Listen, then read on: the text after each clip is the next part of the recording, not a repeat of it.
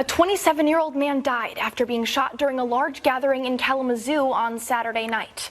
According to the Public Safety Department, officers were called to the area of East, North, and Porter Streets just before 11 p.m. An estimated 200 to 250 people were gathered outside a business there. We're told there was some sort of altercation ahead of the shooting, and officers found the victim at the front entrance of a parking lot suffering from a gunshot wound.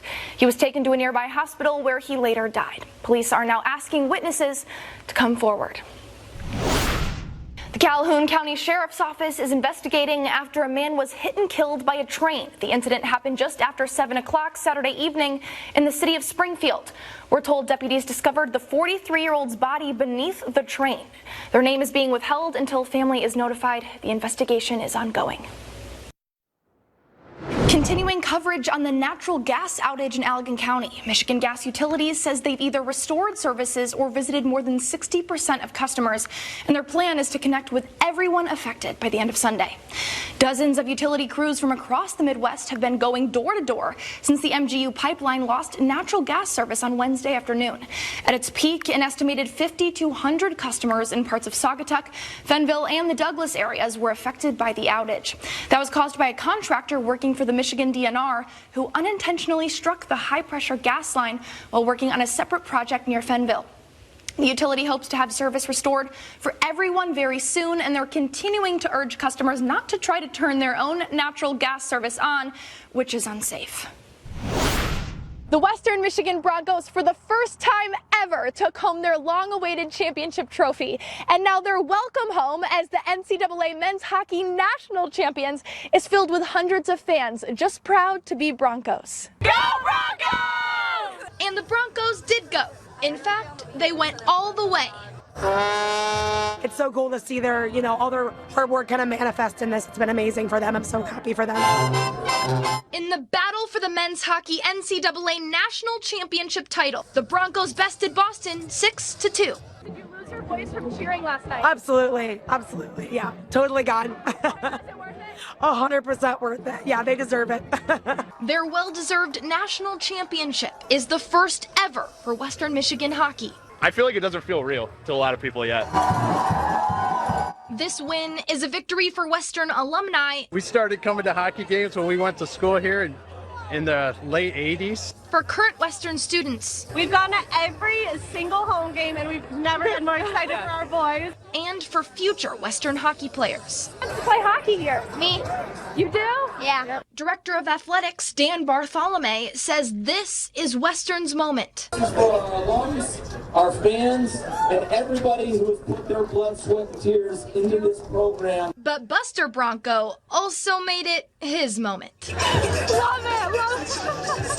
As a new hockey fan, I learned two things as the Broncos were welcomed home. One, Buster Bronco is not camera shy. Love it. And two, after this national championship win, it's never been a more blissful time to be a Bronco. Go Broncos! In Kalamazoo, I'm Olivia Yatuma, Fox 17 News.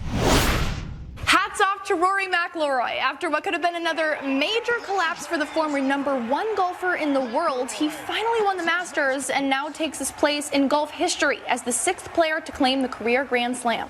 He lost a 4-shot lead on the back 9 with shocking misses and went into a sudden death playoff against Justin Rose. And he came out on top. This is McIlroy's first major in 11 years. Thank you.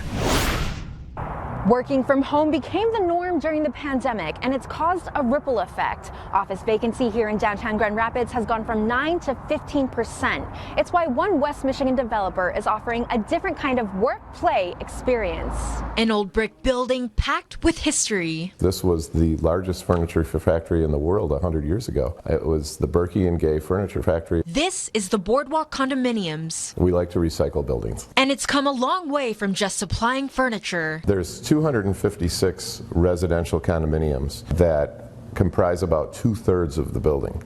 And the other 1/3 of the building is over 35 commercial spaces. Commercial spaces that are about to get a facelift for a good reason. We went from an office market of about 9% downtown vacancy to 15. Getting remote workers back to the office has been a challenge. What's the experience that people have when they come to work, not just coming to work. A challenge Parkland Properties developer John Brooks is taking head on. We're going to invest a lot of money to improve the building. Parkland Properties will spend between $1 to $2.5 million to refresh nearly 66,000 square feet of the space. It needs a lobby refresh.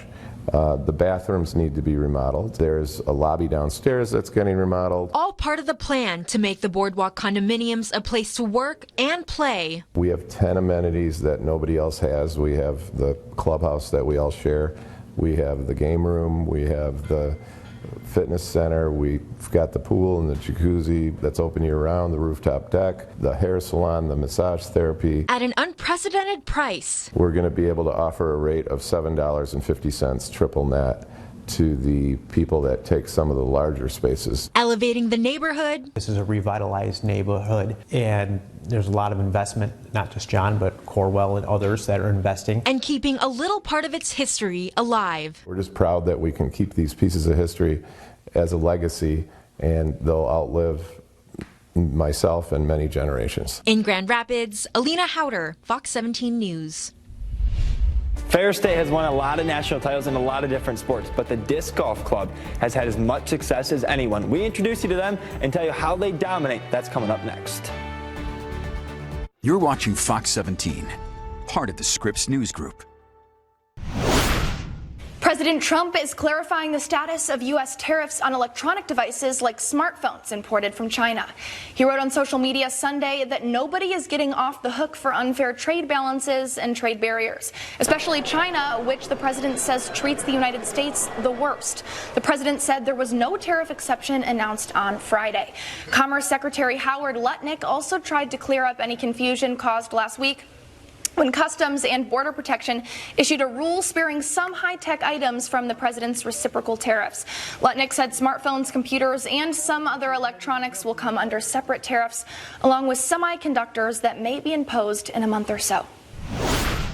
The official report from President Trump's yearly physical shows him to be in, quote, excellent cognitive and physical health. That's according to a memo released Sunday. The White House physician cited evidence of Trump's active lifestyle, including his participation in meetings, appearances, and frequent victories in golf events. The note also said Trump scored 30 out of 30 on a Montreal cognitive assessment exam, and the document said the president had at some point undergone cataract surgery, though did not specify when.